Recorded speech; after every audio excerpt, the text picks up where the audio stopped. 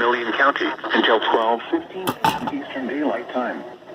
At 11:31 p.m. Eastern Daylight Time, severe thunderstorms were located along a line extending from 6 miles south of Talbot to near Crispin, moving east at 55 miles per hour. Expected hazards include 60 miles per hour wind gusts. This is a radar-indicated threat. The following impacts are expected. Expect damage to roofs, siding, and trees.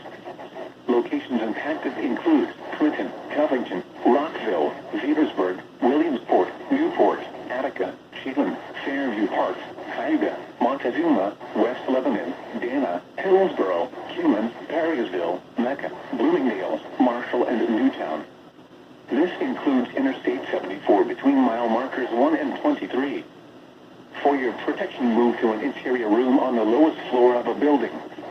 Repeating, a severe thunderstorm warning has been issued until 12:15 a.m. Eastern Daylight Time Sunday for the following counties in Indiana: Fountain, Park, Tippecanoe, Vermilion, and Warren.